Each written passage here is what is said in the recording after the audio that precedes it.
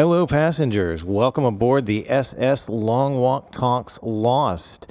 I am the captain, and I'm joined tonight by my bosun, Cara Hayes, and my first mate, Robert Bradford. And we are continuing our Lost 20-year retrospective now in Season 6 on the very end. We've got, after this batch that we're going to talk about today, we've got 4 episodes left to watch, 2 episodes left to record.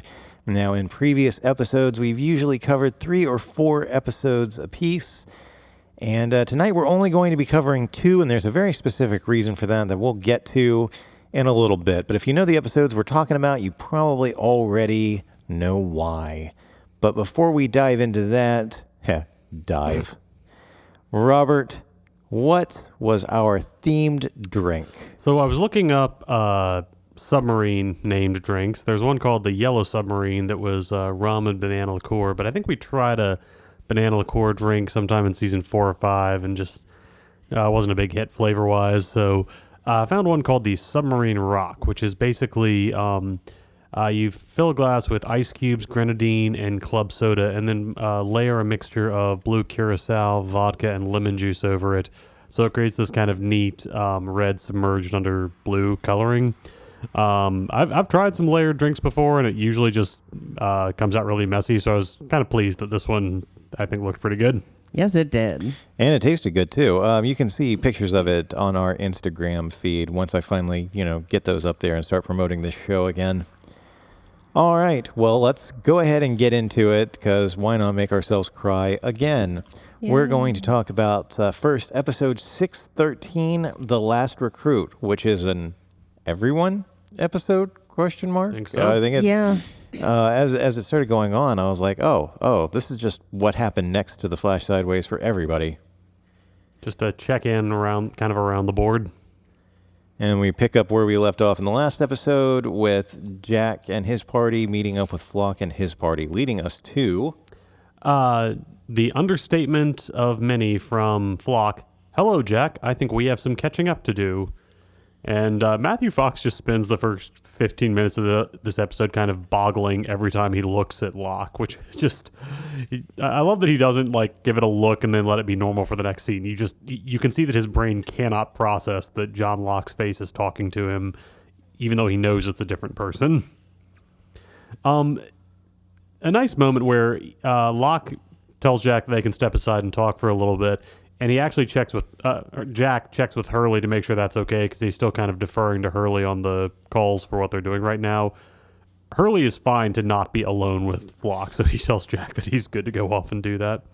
And they have kind of a conversation that confirms a couple of fan theories, chiefly that the Christian shepherd that Jack saw all the way back in... I think he first glimpsed him in Walkabout and then fully got a look at him in White Rabbit. That was, in fact, the Man in Black. That was a different guise he had taken because he could take Christian's body as soon as he arrived on the island in corpse form. And so it's a fan confirmation, but I love, amongst all of these scenes they have, especially in the last season of let's, by the way, confirm or reject this fan theory, let's explain this piece of lore or backstory. This one just feels so character-based because I already talked about Matthew Fox, but there's also... You can see Flock sort of testing him and just seeing okay, how much is he buying this?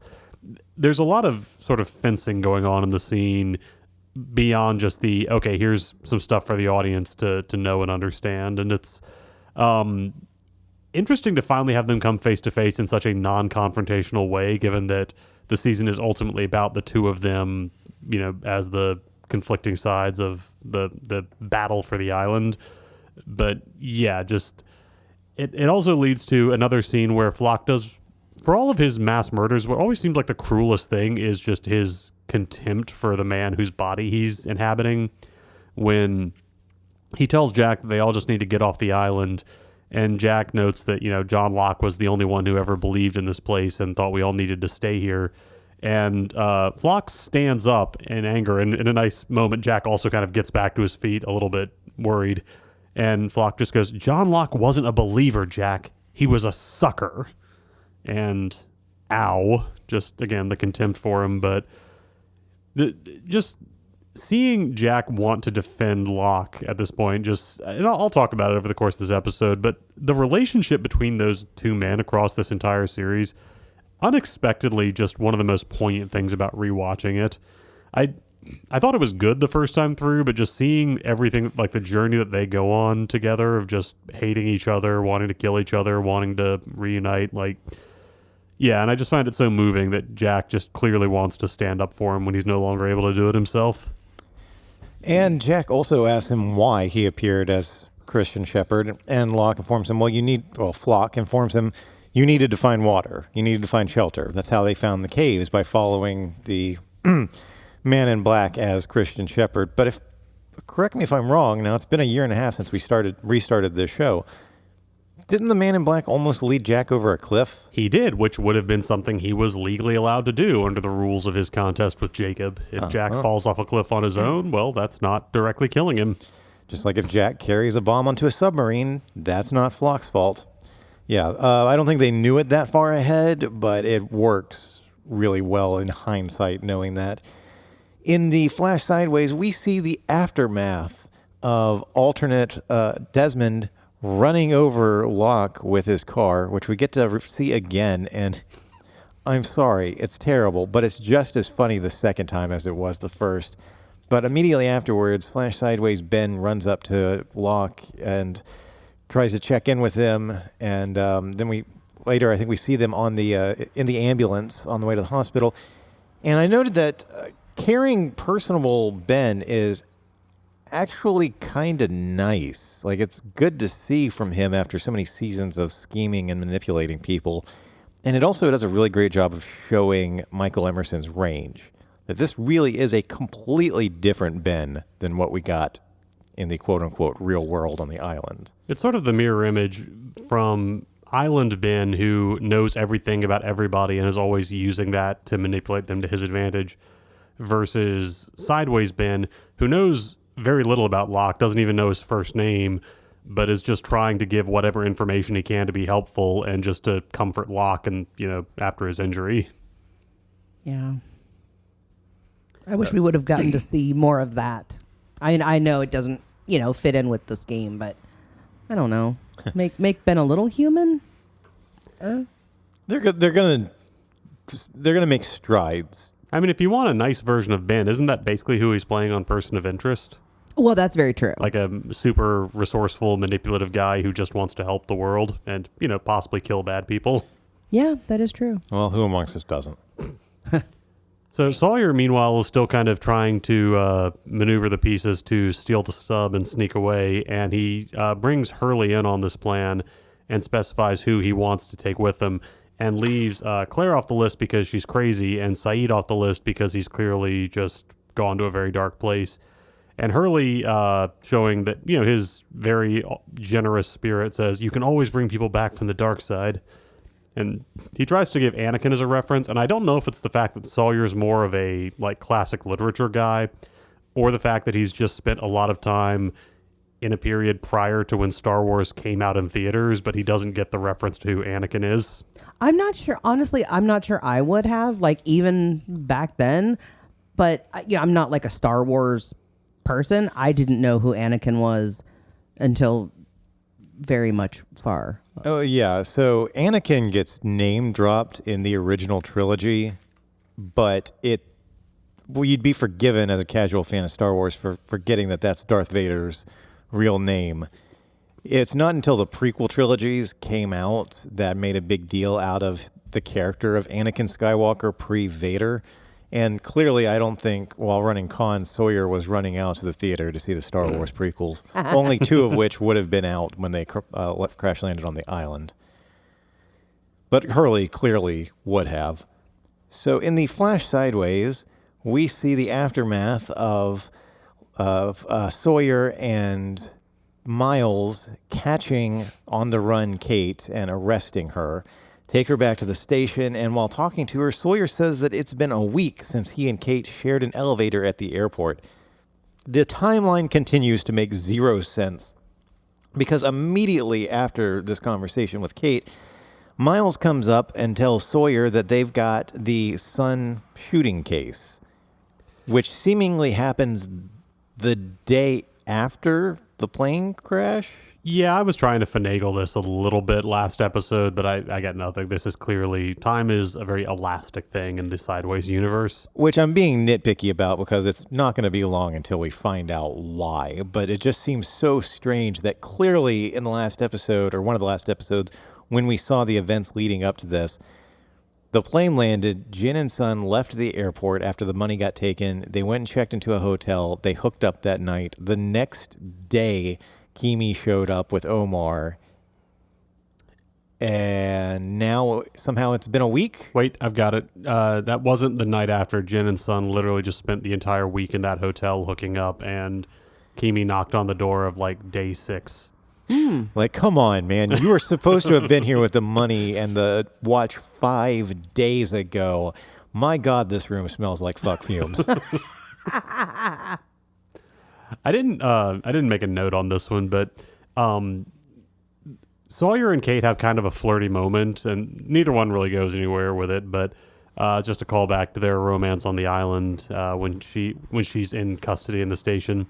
And it made me think of an interview I saw where Evangeline Lilly talked about her way of playing Sideways Kate.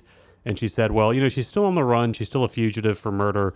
But I've decided this version of Kate actually kind of enjoys it. Like, she likes the thrill. And I remember reading that and thinking, wow, the writers really gave you nothing. Like, you look at Sideways Sawyer and all, like, the stuff that, well, he's a cop in this version. And he chose to, like, put down roots and build friends, but he's still driven by this obsession. Or, Jack and his relationship with his son. All of this stuff. And Kate, it's just like, I don't know. She feels a little bit differently about being otherwise the exact same person. And it's just, what an afterthought of a character she was for somebody who is a central figure across 6 seasons. An afterthought of a character is the perfect way to describe Kate, unfortunately. An afterthought who is somehow the female lead of the show.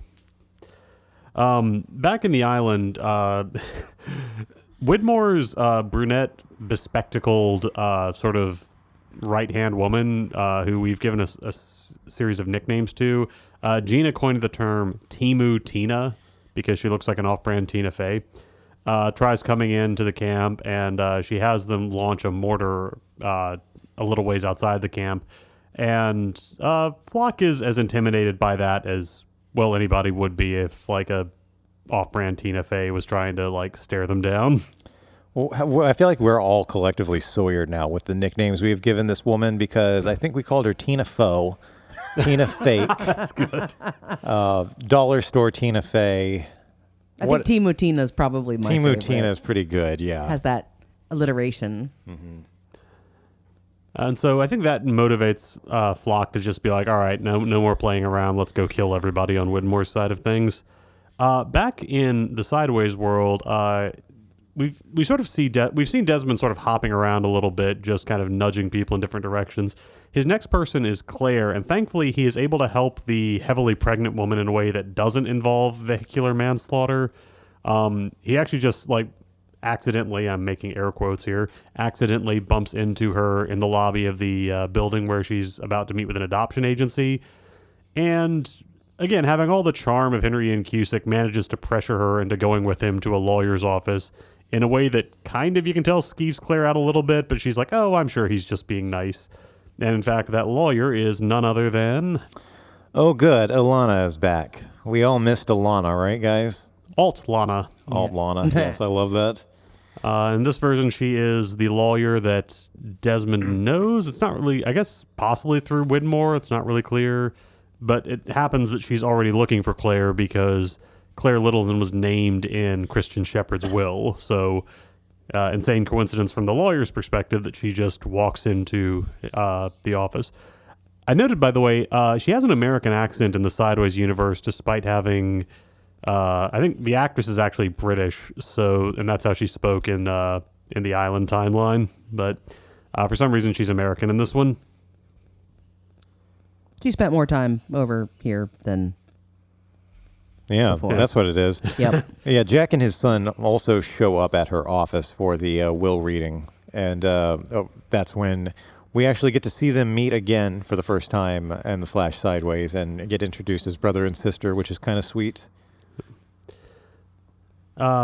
back on the island, Sawyer also loops Jack in on the plan. And I did say it's kind of nice that despite kind of being responsible for Juliet's death, Sawyer is still willing to bring Jack along for the escape plan, even though Jack isn't so sure he wants to get off the island. And during this conversation, we see that Sawyer is still rocking that handgun right down the middle of his back and has been for 2 days, 3 days, however long they've just been hanging out in camp now. That's got to be itchy, dude. And so Flock sends Saeed off to deal with Desmond, who he threw down a well. Now, that scene was shot in the last episode like Desmond could potentially be falling to his death down a very deep well. But when Saeed gets there in the light of day and looks down, that's actually a surprisingly shallow well. And Desmond's got like some scrapes on his head, but is otherwise completely fine, has just been sitting at the bottom of the well for like 12 hours or so. Just getting soggy. We next check in on Sideways Saeed. Sideways-Eed? Not sure. Saeed? Yeah, he goes back to his brother and to Nadia's house because he needs to pack up and get out of town, having just murdered, 3 people? Touch that I love is that when he grabs his luggage to just quickly fill it up and go, his luggage still has the airport tag on it from his 8:15 flight, which is just the kind of thing that I know most people leave those on until they need to take them off, and also signals that he wasn't planning to go anywhere for a while. But Miles and Sawyer have already identified him. Miles shows up at the front door. Saeed tries to race out the back, and international badass Saeed gets taken down by a garden hose that Sawyer has stretched across the door. And just not his proudest moment, but in his defense, he's in a hurry. Yeah, and forced entry laws are different in the Flash Sideways universe than they are in real life, because Miles would not be allowed to just walk into Nadia's house the way that he did without some kind of warrant. She just sort of steps aside and lets him come in, despite Saeed warning her to delay them. Miles just strolls right in. Yeah, I mean, usually the cop will be like, do you mind if I come in, and then take anything that isn't a direct no as kind of an affirmation. I mean, I guess stepping aside could be seen as a nonverbal come on in. He would probably argue that in court. Yeah, but he only did that, or she only stepped aside because he was walking into her home. Also worth noting that a guy who's just gunned down 3 people, and as far as they know, he also, Saeed might have also shot Mikhail and Son. It would not just be 2 detectives. There would be like an armed team taking this guy down. Yeah, they glommed onto the fact that it was Saeed very quickly, considering there were no living witnesses there. Yeah, they had a photo from like a camera as he was leaving the restaurant. Oh, that's right. I forgot about that. I forget a lot of things because everything is just kind of moving at such a quick pace that I wrote down, well, Sawyer talks to Jack some more about his plans about hijacking the submarine and getting away, and tells Jack that they need to get to a dock where him and Kate will pick them up. And specifically, Jack's son, Lapidus, and Hurley need to meet them at that dock. And I was like... I thought you said Jack's son for a minute, and I was like, wait, he's not on the island. Oh, I see. Jack's son. Okay. Yes. Jackson. And then, but he doesn't say anything about Miles, and I kept thinking, where is Miles? Guys, I completely fucking forgot that in the last episode, Hurley's episode, Richard Alpert goes off on his own, and Ben and Miles go with him. I completely forgot that happened, and in fact, late last night, I was like, when?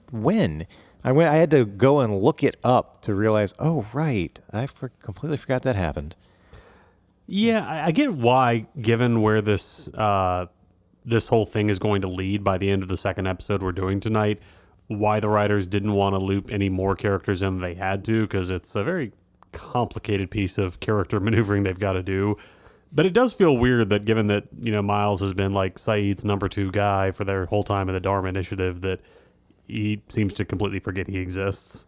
And they highlight that by having him be his partner in the Sideways world. So it's not like the writers had forgotten that relationship existed. But so Flock sends them off to get Libby's boat, which is still just kind of hanging out near the island. I was trying to remember the last time we'd seen it. I think the last time was because they used it in season 2 to try to sail around to ambush the others. And then when they were sailing back, they got ambushed in return, and the others sailed off with it. I don't think we've seen it since those early season 3 episodes. I don't think we have, and it's very convenient that when the island was skipping through time, the boat also skipped through time with them. Well, they landed back when they were supposed to be when they put the wheel back. So I guess never mind. Yeah, that could make sense. I mean, they're still in a different location, it seems like. No, that's true. The boat had to have gone with them because it's mentioned that it's on a completely different bearing now. Yeah. When Ben moved the island at the end of season 4, it's in a completely different place. It might not even be in the Pacific Ocean anymore, for all we know. I mean, there's clearly a radius because obviously the Hydra Island travels as well. Yeah, I'm not sure, but I can believe that it's close enough to the shore that it comes along. True. So when Sawyer and Kate get to the boat, Kate is making the argument that it can't just be the 4 people that are heading to the dock. They need to bring Claire with them too, and Sawyer doesn't want that to happen because Claire's gone fucking crazy and tried to kill Kate just a few episodes ago. And Kate tells him, she's coming or I'm not. That sounds like a win-win. That's best case scenario for everyone. Sawyer should have just been like, okay. Yeah. I mean, I think all of us in the room were like, all right, good with that. We're going to get another moment like that in the very next episode. But yeah, at this point, like, I feel like Sawyer should just be completely over Kate's shenanigans, especially if he is still grieving for Juliet. Yeah. Just be like, you know what? Okay, fine. You stay here with Claire then. I'm getting on the boat. You mentioned it earlier, but yeah, Jack and his son show up to the lawyer's office, and there's a nice little moment where Jack is on the phone with his son's mother, who we still haven't met and whose voice we don't hear, talking about how he'll drop him off after they're done. Says he'll drop him off at 5. His son gives him kind of a look, and then Jack goes, maybe we'll get some dinner. I'll drop him off at 7. And it's a sweet little moment just to show that their relationship is healed, that his son actually does want to spend more time with him now. Also, side note, I just saw, have you guys seen previews to that movie Backrooms that's coming out? It's like a horror movie about being trapped in like an endless industrial warehouse. I've seen set photos. It looked really interesting. That's all I know about it, is that they built a whole bunch of interconnected back rooms. Yeah. Like the whole thing is practical sets. Yeah. And that actor, Dylan Minnette, is apparently in it. And somebody showed a picture from the premiere, and he genuinely looks like he could be growing up into Matthew Fox. Like the actual father-son casting there remains pretty bang on. So when it comes out, we have to go see it because Lost adjacent, right? Yeah, I'm down. Awesome. The characters will literally be lost, I think, for most of the movie. Love it. Especially since we can't see the other movie that you want to see until it like hits streaming. Man. Cara really wanted for the 3 of us to go see the movie Deep Water with Aaron Eckhart and Ben Kingsley. It was out for a week and has already been kicked to like end of day single showings at most theaters. We used to be a proper country. Right. Boo. I mean, give it like the solid 2 weeks at least. Come on. Yeah. Well, that just means it'll be streaming in 3 or 4 weeks. I hope so. But back near the island, I guess, on the boat, Sawyer and Kate pick up the rest of their party. Jack, son, Lapidus, and Hurley, who all go down below deck to find some food, and Sawyer is talking to Jack, and Jack is arguing about why they shouldn't leave, and he tells Sawyer that the island isn't done with us yet, thereby completing his transformation into the new John Locke. And appropriately enough, he's found his own version of the Jack that he used to be in Sawyer, who responds to this by basically saying, "Get off my damn boat." Like, either drop this craziness, or if you want to stay, jump off and swim right now. And it speaks a lot to Jack's character development that he doesn't push this. In earlier seasons, this would have come to blows between him and Sawyer. We've seen them fist fight before. Jack's just like, okay, and jumps off the boat. I think he also apologizes for getting Juliet killed as well. Yeah, I think he he says does. that before going. Yep, and then he swims off back to the island. And so in the Flash Sideways, I had a note here that Desmond has quickly made the Flash Sideways world much smaller. I don't think he does anything else this episode after pushing Claire to the lawyer's office, but just after most of the Sideways up to this point has had the characters go their separate ways after leaving the airport, and, Kate runs into Claire, runs into Sawyer again. It's otherwise we've just sort of been seeing them living these versions of their lives. And then Desmond suddenly, just with a few moves, like, nudging Hurley to connect with Libby, running John Locke over with a car, and encouraging Claire to visit a lawyer's office, he suddenly made that world much smaller and brought everybody a lot closer together. Yeah, I think the reason you made this note is because after running Locke over with his car, Locke gets taken to Jack's hospital, where Jack gets called in to perform the surgery on him and has to, like, not, I feel bad saying it, not ditch his son, but, like, take a break from their hangout day to go and do surgery. So forcing the two characters back into the same room again. There's also just, given that Jack has been seeing a fake version of Locke's face for the whole episode, the fact that Locke is already face down on the operating table when Jack gets there, and he only sees his face through the mirror they have on the floor so they can monitor the patient. Fun touch that he's still not quite looking at Locke, but still recognizes him. And then at the end of the episode, Sawyer gets on the boat, gets to Hydra Island with the rest of the team, now minus Jack, and they are met by Tina Fey and the Geek Squad, who pull guns on them. But who is with them? None other than Jen. So for the first time in a season and a half, I've got it written towards the end of the notes. We'll address it when we get to the end of the next episode. But after so much time has passed, Jen and Sun are finally reunited. And now that they are there, Tina Fake gets the message to bomb the other island. So they drop mortars on Locke and Jack, who just got back to the shore, and the rest of the people who followed them, thereby killing off even more of the background characters. We had them killed by flaming arrows. We lost some of them to the time skips. They all the people at the temple were killed by the smoke monster. It seems like from now on, if we're left with like the A-list characters. Well, it was interesting because when they were walking out of their camp earlier, we could see both Cindy, the flight attendant, in the background of the group, and also the kids. One of them still has that teddy bear. And they're not there at the beach. It looks like it's just Locke's most devoted guys with guns. So it seems like it's as much about just removing Locke's like flunkies who are willing to kill people on his behalf versus the remainder of the survivors from the temple who are just with him because they don't want to get killed. So they're not really going to play a part, but there's still presumably some of the survivors tucked away somewhere else. There are, because I went down a rabbit hole after I got home last night. I've always said I don't want to use Lostpedia for like prompting discussions or just, hey, here's a fun fact about the show. Those kind of just come up because Robert and I are fucking nerds. But I was trying to find some more information last night and ended up going down a rabbit hole about this whole bombing of the beach and all the other characters. And yeah, I don't think it's ever shown on the show, but Carlton Hughes did, or Damon Lindelof, one of them said, yeah, Cindy and the kids were not with them when the beach got mortared. They are still in the woods somewhere, still wandering around to this day. So it is time to move on to the saddest episode since Charlie died. Episode 614, The Candidate.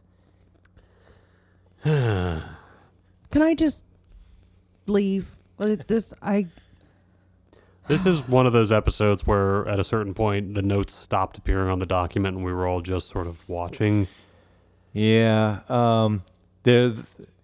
The reason that we called it after this instead of, well, there's a practical reason of how we spread these episodes out because we decided we want to watch the last two episodes 16 years to the date after they premiered, which is going to be Sunday the 23rd. And that would have left us with a bye week due to the way that these episodes are releasing, and we didn't want to do that to ourselves again. So for a practical purpose, it made sense to only do two, and then two next week, two the following week. And that'll be the end of the show. But also, by the time this episode ended, we were all wrecked. And strangely, the one person we expected to be affected most, which is Robert's wife, Gina, who is 7.5, 8 months pregnant. Coming up on just 7 months this week, yeah. Yeah, 7 months pregnant. And we all expected her to have the most emotional response, but she actually was like the most cool-headed about it. She'd also specifically said, like, when we see Jen and Sun reunite, oh, they're my favorite characters. As soon as she said that, Robert, I don't know if you saw me, but I did the meme of the puppet doll man who's looking forward and then doing the side eyes. When she said, oh, I'm so glad I think they're my favorite characters in the show. I looked at you and I was like, Oh, no. Get her out of here. And no, it wasn't her that was a blubbering mess. Well, it was definitely you and me. I don't know how you reacted, Robert, but let's go ahead and dive in. You've got the first note about the episode. So yeah, we see Locke waking up in recovery after his surgery, where he's going to be okay. Jack asks him about how his original spinal injury happened, the one that left him in the wheelchair, and I noted that Locke is silent on it again because I couldn't remember if that was ever addressed in the Sideways continuity. We do find out by the end of the episode. Yep, and while talking to Jack, Jack tells him, I think you're a candidate, which is an important term to use for some kind of magical new procedure that they are developing in Flash Sideways universe that is not elaborated on, but could potentially heal Locke's spinal injury. But Locke is mysteriously adamant against moving forward with that. Well, I don't think so mysteriously, because in the last Locke flashback episode, he and Helen have that whole discussion about he's tired of having false hope. He has accepted that he'll be in a wheelchair for the rest of his life, which is more acceptance than the real John Locke ever showed. But we get another old location watch, because the season loves doing those to us. Sawyer and Kate and the rest of their crew end up back in the polar bear cages again. 3 years for them. 3 years for us, actually, too. I'm really sad that nobody got a fish biscuit. They weren't locked up quite long enough for that, but you could tell Sawyer was thinking, like, I can trade that knowledge to if I need some leverage. See, I'd have gotten one immediately, because who doesn't want a fish biscuit? Right. I mean, they're polar bear food. So And I don't think we ever saw Sawyer. Did we ever see him eat one? I thought, Yeah, he when he finally got one, he like would nibble on it a little bit. I mean, if I remember correctly, they're big enough. They could have just passed it around. sustenance. I keep hitting my headphones on my damn Microphone. specifically the wind muff. Sorry about that, listeners. The one particularly doughy guy in Widmore's Nerd Squad, I forget his name. I'm sure he got one at some point. I want to say Bram, but I know that's not him. That was the guy that came with Alana. I just love that he was actually called Doughboy. Sawyer does call him that at one point. So he tries to prod them into the cage, and Sawyer, looking almost bored by it, like spins around, disarms him, and turns his gun on him. And there's no secret like proficiency this guy has. He's just a very unimpressive dude. Yeah, but unfortunately for them, Widmore shows up just at that moment and takes Kate hostage and explains that of all the candidates with their name and numbers on the wall, Kate isn't one of them. So he says, it doesn't matter to me if she lives or dies. And we're all like, well, it doesn't matter to us either, Charles. You can fucking go ahead if you want. At this point, we're all so done with Kate, which is really sad considering that in 5 episodes, Kate will have a very important moment that should feel earned. And we're all still just like, whatever. Fuck you, Kate. I have forgotten some things, so it's possible I'm wrong about this, but I'm like 99% sure we never find out how Kate's name got crossed off while she's still alive. Because with every other candidate, the name gets crossed off when they're dead. So the fact that she's still moving around and yet is apparently no longer in the running to be Jacob is something that would be more interesting, but, afterthought.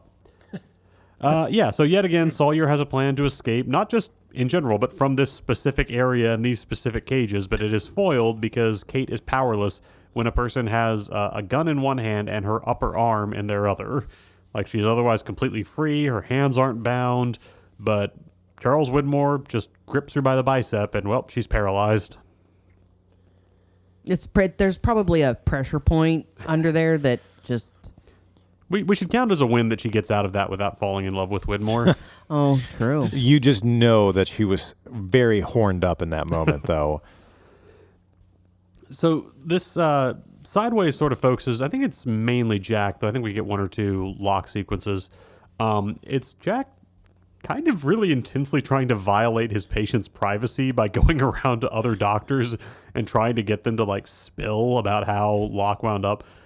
We eventually see him going to Locke's dentist, which I feel like has to have been like his 15th stop at a certain point.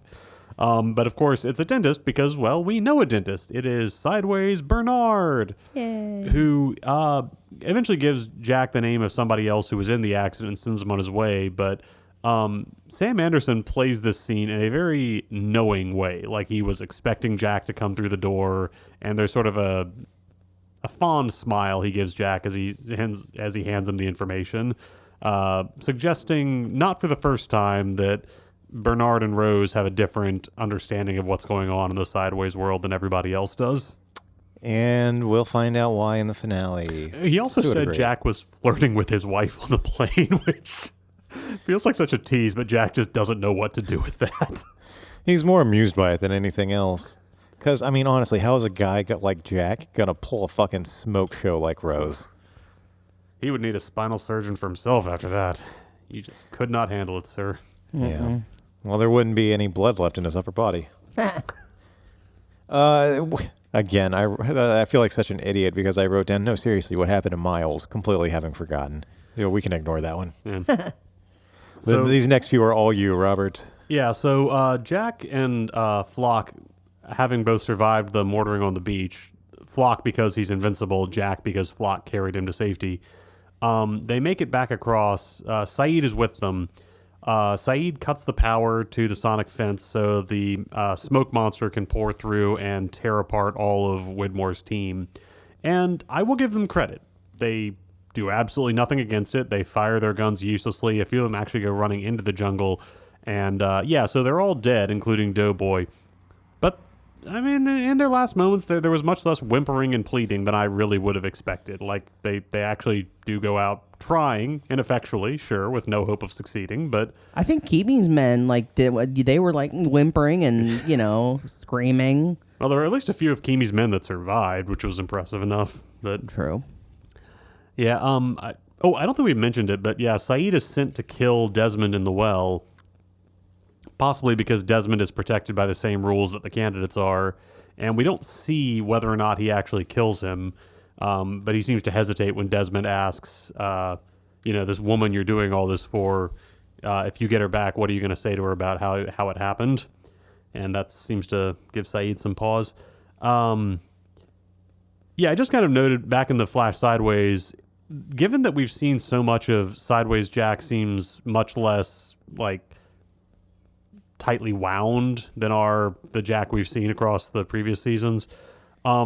The old Jack sort of surfaces in this desire to fix Locke. That's the one thing that brings out his old side, that he just can't let this go. We can't accept that the patient is telling him, and this can't be the first time a patient has said, no, I don't want to try that procedure.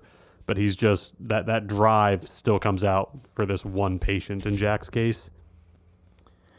And in the Flash Sideways, we find out that there is another one of those alternate universe variations. In this one, Locke was not paralyzed when he was pushed out of an 8th-story window. He was paralyzed in a crash, which is very vaguely worded, leading all of us, including me, to put down car crash. We'll talk more about that at the end of the episode when we find out what kind of crash it really was. But on the island, we see Jack walking around with his pistol tucked into the front hip of his pants like a normal person, not Good job, in the Jack. back down his butt crack. Yay! So the opposite of a butt holster check-in. Butt wash. But what? I carried that. Never mind. And also, this is when I remembered, oh, right, some of the people went with Richard. Yeah, that's where Ben and Miles have been. Weird that we only see Ben in the Sideways ambulance with Locke. It's strange to have him kind of off screen for that long. So yeah, Jack, Sideways Jack, is in the hospital when Locke wakes up for another conversation.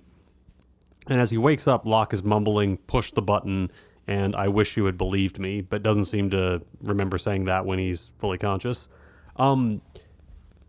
I don't think we... Okay, yeah, no, we get to the actual cause of the crash later. So Jack goes out and then runs into another familiar face in the hospital. Yes, Claire has come to see him, and this note is not related to the actual plot of the episode, but you get to see Matthew Fox and Emily DeRavin standing next to each other at a vending machine, and the height difference between the two of them is hilarious. I forgot just how much he towers over her. I know, she, outside of Walt, I'm pretty sure she's the shortest of the season 1 cast. And Matthew Fox is, if not the tallest, he's got to be up there. So, yeah, we're talking probably 8-9 inches height, if not more.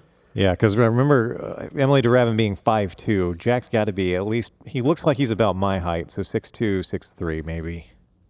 Let me Google real quick, but I'm going to talk so it's not completely dead air as I type in the words Matthew Fox height. No, I'll take care of your next note that you put down, because from the vending machine, Jack gives Claire one of the candy bars, the same candy bar that Jacob handed him. I think it was an Apollo bar, right? Or something like that. Yeah, something like that. Mm-hmm.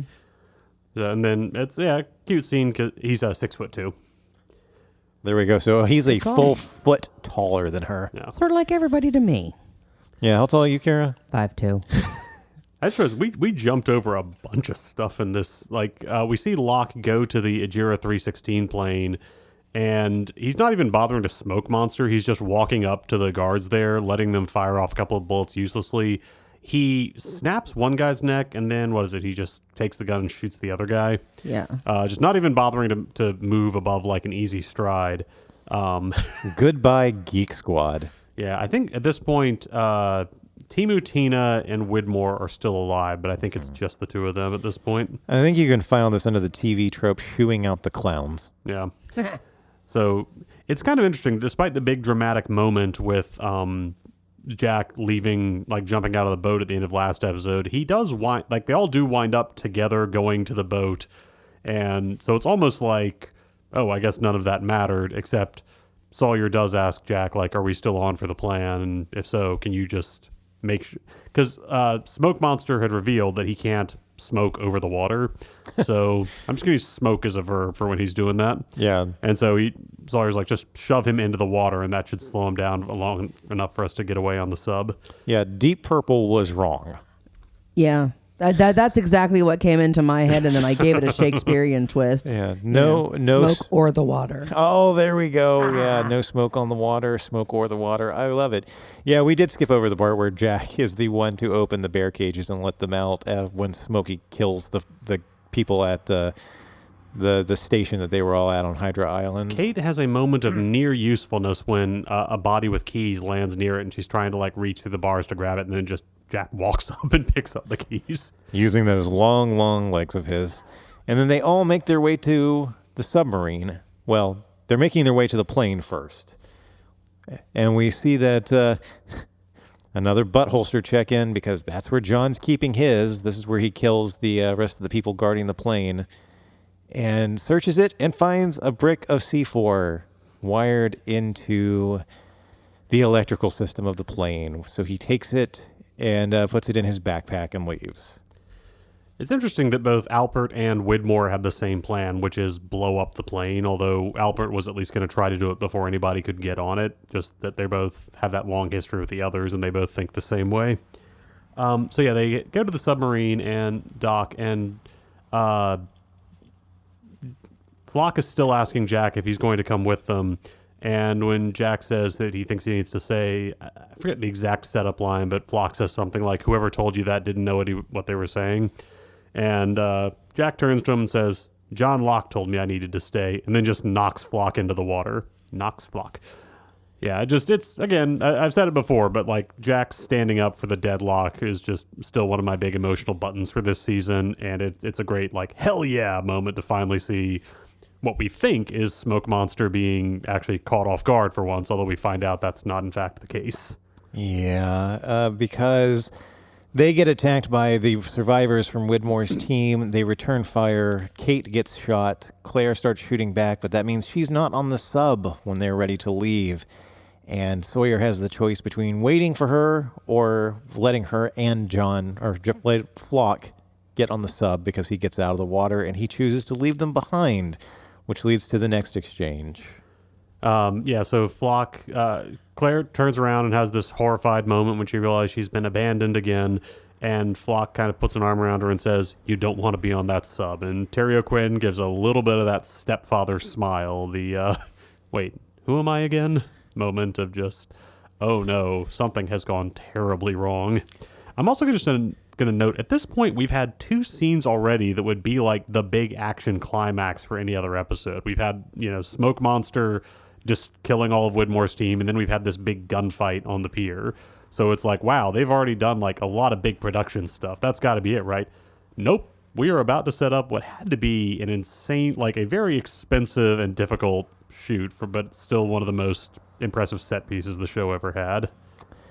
And it's at this point that the three of us did not take any notes for the next 10 minutes, 15 minutes, because Sure, it wasn't an hour. It felt like an hour. what happens next is so tragic that it has been burned into my memories for 16 years. They kind of play fast and loose with how it happened, because Jack, trying to treat Kate as the sub is diving, asks for his pack because he might have a shirt in there because Hurley can't find a first aid kit. He opens his pack and discovers that the bomb, the C4 that Flock took off the plane, is in there, hooked up to a detonator on a timer.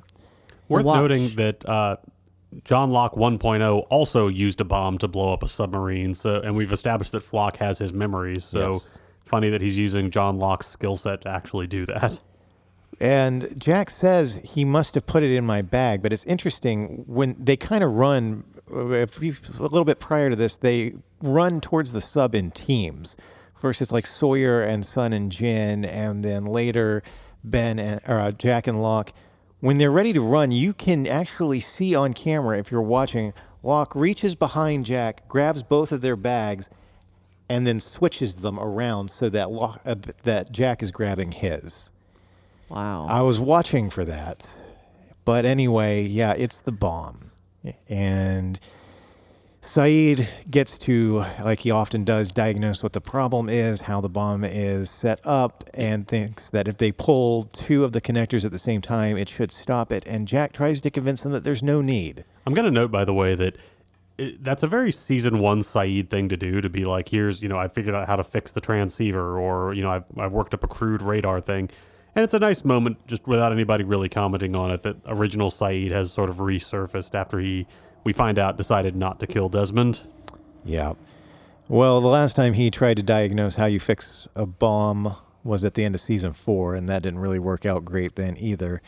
But Jack tries to convince everybody present that there's no need, that the bomb can't go off and harm them, because if Flock wanted to kill them, he already would have. He's trying to put them in a situation where they kill each other. And he tells a very reluctant Sawyer, "You'd have to trust me." And Sawyer says, "Sorry, Doc, I don't," and pulls the wires. And there is a very long and cruel, what they call hope spot, where the timer stops and everybody exhales for a moment. And then it starts going at double speed. And in his last heroic act, Saeed manages to overcome the sickness, whatever you want to call it, after being revived at the beginning of the season and feeling, well, nothing. Dead inside. Feeling dead inside. He confessed a few episodes earlier that he doesn't feel anything anymore. He gets a chance to redeem himself for not just that, but for every horrible thing that he ever did as torture for the Iraqi army and the Republican Guard. All the people that everything he did to Ben. He tells Jack about Desmond in the well and that they need to go and rescue him. And then he grabs the bomb and takes off running. And he makes it about 100 yards or so towards the other end of the sub before it goes off. We see the exterior of the sub later on. It looks like he got very close to the end, so it's almost as far as he could get it from the others before it went off. Yep. And that is the end of Saeed. One of the first characters that we were introduced to gets to go out in an explosive fashion and starts the flooding of the submarine. We also see Lapidus, because I think the ship's captain gets knocked out when the sub lurches from the explosion. Lapidus tries to make his way to where the others are, and then gets knocked over by a door that gets blown in. Yeah, from the pressure. And that's the last we see of him. I think it's also, there's no way to know this, but the way it's laid out, when they discover the bomb, they tell Lapidus to tell the captain of the sub that they need to surface, and it's going to take, he says, 5 minutes. But it's possible that if they had just let the sub surface, they could have just tossed it out.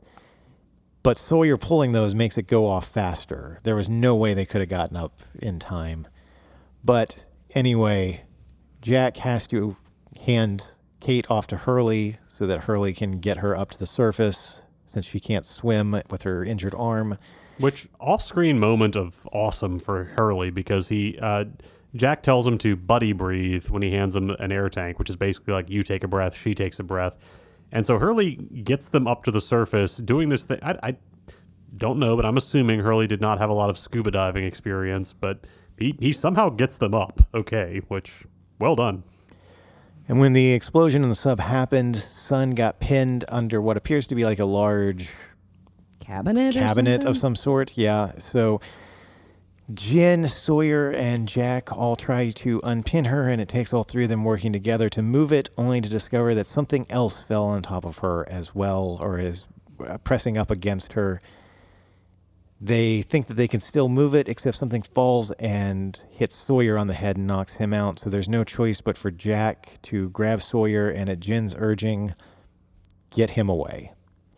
So with a last look, Jack grabs Sawyer's unconscious body and swims away with him, and that leaves Jin and Sun by themselves, with her pleading for him to go and save himself.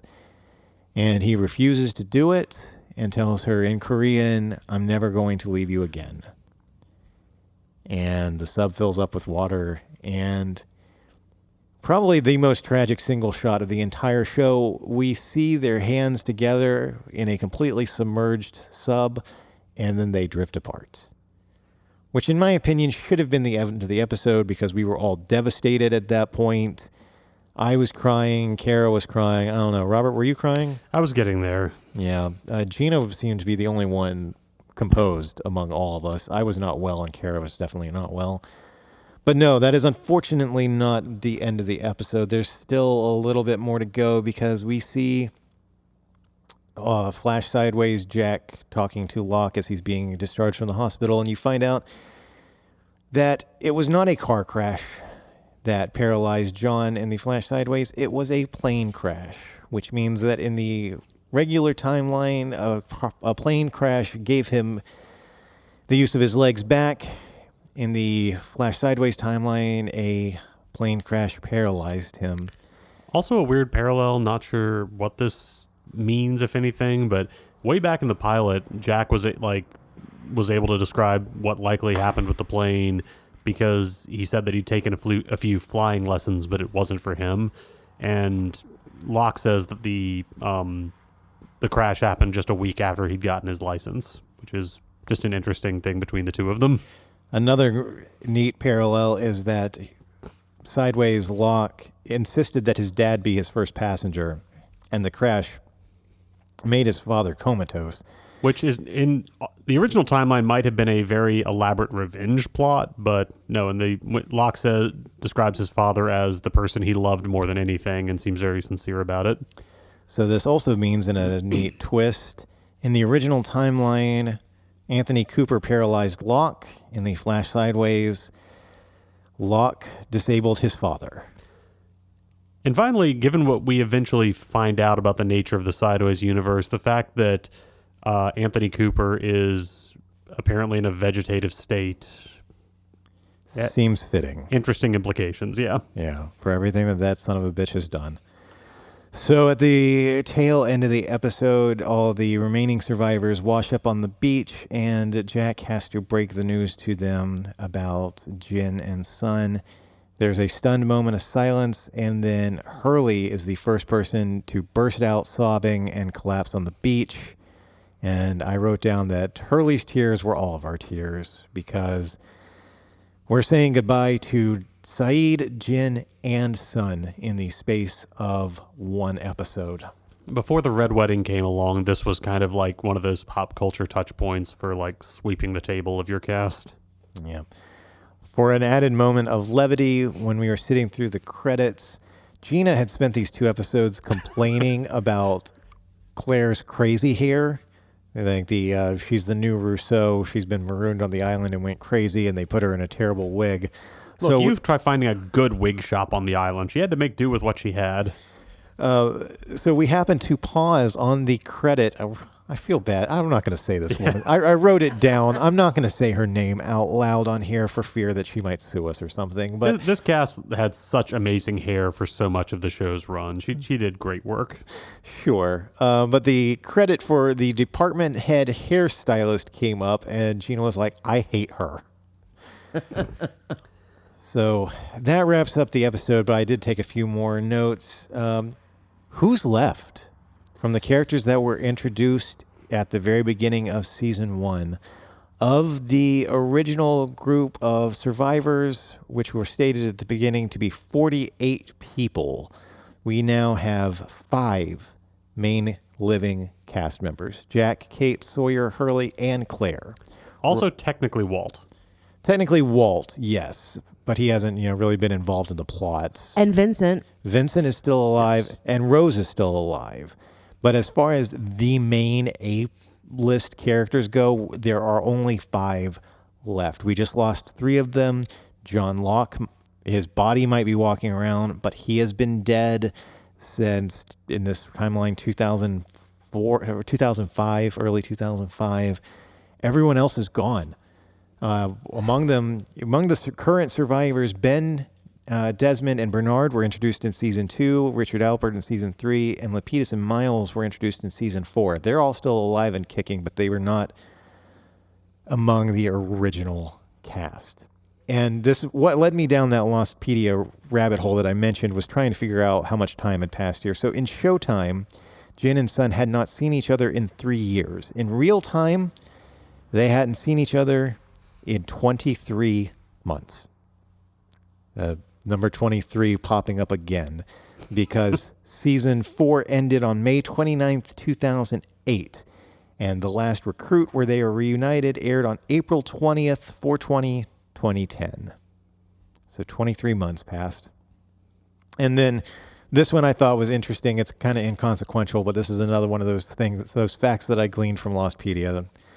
Season 2 ended with Jack, Kate, Sawyer, and Hurley all together when they were taken by Ben and the others on that dock when they let Michael go. And during that time, Saeed, Jin, and Sun were on Libby's boat heading around the island to them. So now we're in the same sort of situation, except the other half of this team is now gone. I'm going to make 2 notes about kind of that whole ending sequence with the submarine. That's always been a controversial choice I've seen when people talk about this episode, is Jin choosing to stay with the son, even though it means he'll never get to see his daughter, and in fact that daughter will lose both of her parents. And I won't lie, I was kind of surprised that Gina was so, she wasn't, obviously she was upset by it, but she was also she was happy that they ended their story together if it had to end at all. And it got me thinking, do I need to have a conversation with her about, if we're both in a burning building and one of us is trapped, how hard does one of us need to work to rescue before it's okay, get out and go be with our kid? I don't know if that's a conversation we need to have. I know some parents won't buy plane tickets together just in case, but it wasn't something it's something I've thought about since watching this episode, and it's starting to feel a lot more real now. Oh, you turn around and Gina's just gone. You're like, hun, what should we... You just see the door closing. It's okay, I understand. Babe, no. The other thing I'll note is that we've given him some shout outs, but I feel like it's been too long, so I'll say it now. Michael Giacchino, the just wonderful composer behind this show, always knows how to tug the heartstrings, and the music that plays over the last sequence with Jen and Sun, I did look this up. It's sort of a mix of different motifs that are played throughout the show at different periods that tend to crop up when characters are reuniting, and then a different set of motifs for when characters are dying. And the fact that Jen and Sun are doing both in this moment is how those themes kind of unify into the piece that plays over their last moments together.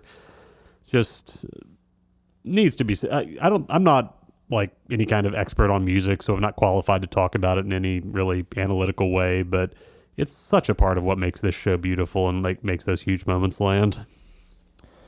Yeah, I'm not going to do relevant dates for the whole show up to this point, because May was always when a season would come to a close. For the first 3 seasons, they would start in September and end in May.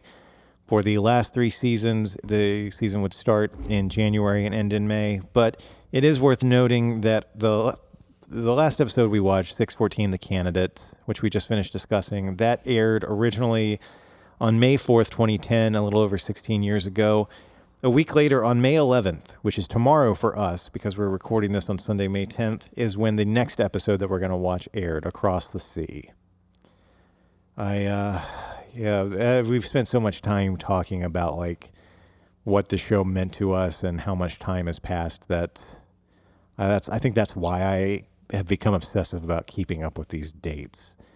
That, tomorrow will be 16 years since Across the Sea ended, and when we finish it, we're purposefully finishing it 16 years after the finale aired.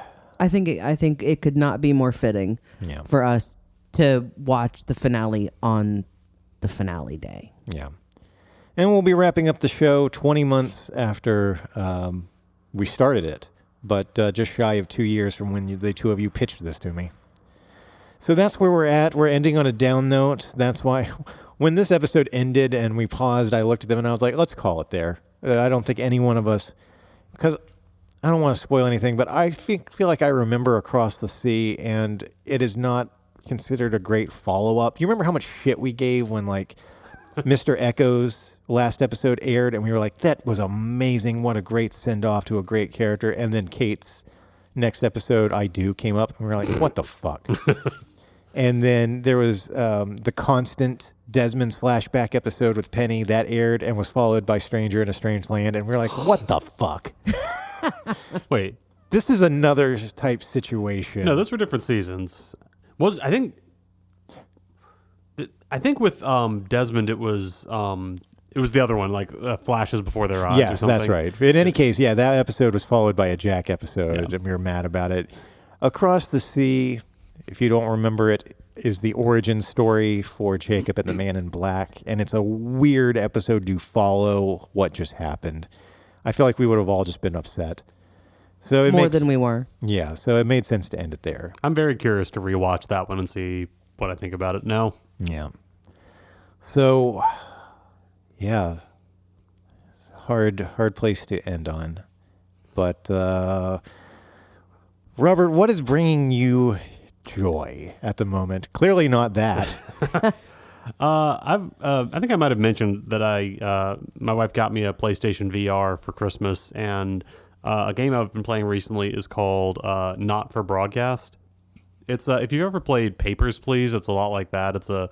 You play like the guy running the board for a news broadcast in a fictional but kind of like England country, and you're basically just pressing the button. You're like, all right, switch over to this feed for this camera. Edit between sequences. Press this button to bring up the credits. Press this button to run this video package. And in VR, you're moving your hands to do all that. But the game is built around like, okay, how long do you like if there's political upheaval in this country, and you've got to decide, like, do you choose to edit the clips that make the government look good? Do you choose to not run things that would be embarrassing for them? What do you choose to put on? What do you choose to hide? So it's a very interesting game about like the choices you would make if you were in that position. And also it's just kind of a fun control layout. So not for broadcast. I'm enjoying it. Very nice. Cara, what is bringing you back from the brink? I mean, at this point, I'm still on the brink, I think. I just sat and cried through the end of this, just reliving it. I'm kind of in between a whole bunch of things right now. But I'm fixing to download another Stephen King book and get into that. So that'll be good. Fantastic. I'm also between a lot of things. This has been a crazy year so far, and it's only May. It's probably going to get crazier. I don't know. If you want to follow me online, the best place to do that. I feel like we should end this like on a joke. I don't know. This is the Empire Strikes Back of episodes. If you want to follow me on Instagram, you can do that at DB Hensley, and you can follow the show at Long Walk Podcast. If you want to keep up with Long Walk Productions, you can visit us online at longwalk.us. To see more of our original work or hear past episodes that are no longer streaming, you can follow the YouTube links in the show notes. Thank you very much for listening, and if you enjoy this show, please make sure to leave us a rating and a review on whatever platform you're listening on. How many kidneys does Sideways Lock have?